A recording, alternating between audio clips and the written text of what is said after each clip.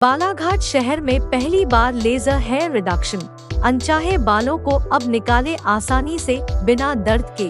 No waxing, no threading, only laser. संपर्क करें doctor Mitali Pardhi, Mitali skin centre, Mitali hospital, Balaghat. चुनावी माहौल के बीच शुक्रवार की देर रात नगर के वार्ड नंबर 21 सोगापत स्थित एक मकान की छत पर एक युवक का शव मिलने से हड़कंप मच गया, जहां प्रेम प्रसंग के चलते युवक की गला घोंटकर हत्या किए जाने की बात कही जा रही है।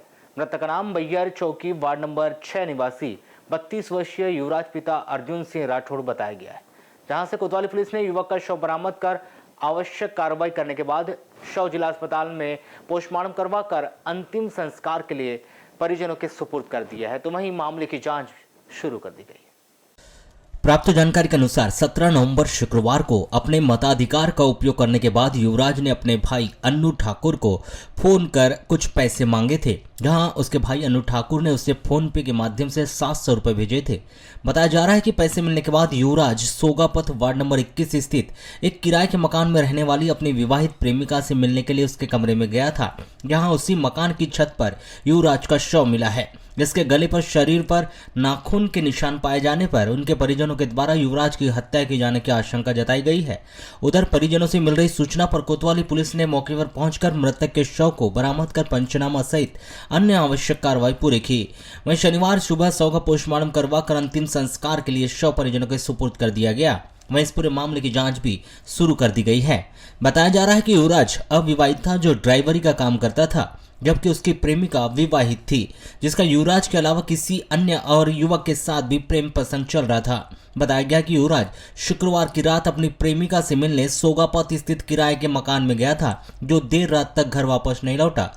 जानकारी के अनुसार देर रात्रि वार्ड नंबर 21 सोगापत स्थित किराए के मकान में रहने वाली उसकी प्रेमिका ने युवराज की मां संतोषी बाई राठौड़ को कॉल करके बताया कि उसके पुत्र युवराज ने उसके घर में फांसी लगा ली है, जिससे उसकी मौत हो गई है। बताया जा रहा है कि जब युवराज के परिजन उसकी प्रेमिका के घर पहुंचे तो प्रेमिका घर पर नहीं थी, उसके घर पर ताला लगा हुआ था। वहीं प्रेमिका का नंबर भी बंद बता रहा था, जो अभी भी बंद है। मकान की छत पर जाने के लिए मकान मालिक ने ताले की चाबी भी नहीं दी, इसलिए उनके परिजनों ने दरवाजा तोड़कर छत पर उन्हें जाना पड़ा, जहां युवराज मृत अवस्था में छत पर पड़ा हुआ था। इसकी सूचना उन्होंने तत्काल पुलिस को दी। बताया जा रहा है कि युवराज के परिजनों को जैसे ही मामले की जानकारी लगी, वैसे ही उनके परिजन प्रेमिका के घर पहुंचे थे, जहां युवराज की प्रेमिका घर पर नहीं थी। घर पर ताला लगा हुआ था, जिस पर युवराज के परिजनों ने जब प्रेमिका के मोबाइल नंबर पर संपर्क किया तो प्रेमिका का फोन नंबर बंद बता रहा था, जो अभी भी बंद है। परिजनों के अनुसार युवराज की प्रेमिका ने देर रात युवराज की मां संतोषी राठौड़ से कहा था कि उनके लड़के ने फांसी लगाकर आत्महत्या कर ली है। वहीं प्रेमिका ने युवराज के परिजनों को चुपचाप उसके घर आकर बिना शोर शराबा किए शव उठाकर ले जाने की भी बात कही थी, लेकिन जब मृतक के परिजन उसके घर पहुंचे तो प्रेमिका किराए के कमरे से फरार हो चुकी थी, जिसका मोबाइल नंबर भी बंद बता रहा है। बताया जा रहा है कि युवराज की प्रेमिका का पूर्व में विवाह हो चुका था, जो अपने पति से तलाक लेकर वार्ड नंबर 21 सोगापत स्थित एक मकान में किराए से रहती थी, जो काफी दिनों से युवराज को तरह तरह से दबाव बनाकर उससे पैसे की मांग कर रही थी।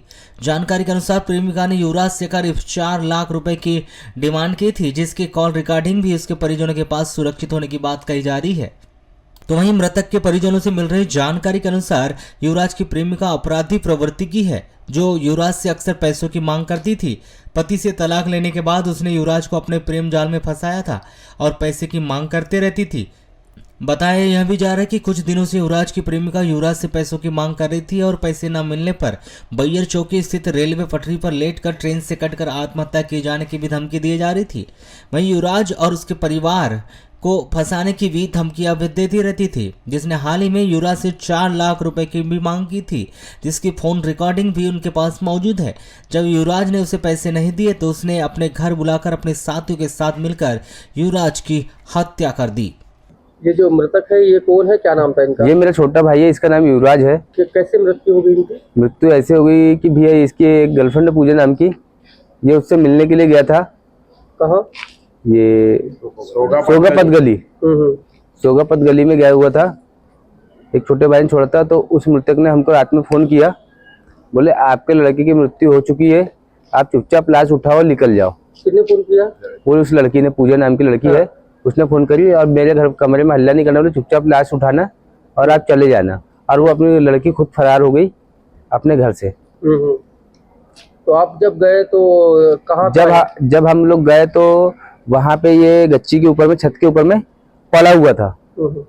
ना गले में कोई रस्सी थी, ना ही कोई वो था, सिर्फ गले में निशान था और छत के ऊपर लेटी हुई, हाथ पैर में खरोच है, नाखून के खरोच है, चेहरे पे खरोच है और ताला भी नहीं खोले थे वो लोग। मालूम है, हम लोग को जबरदस्ती तोड़ के और ऊपर से कूद के गए हम लोग।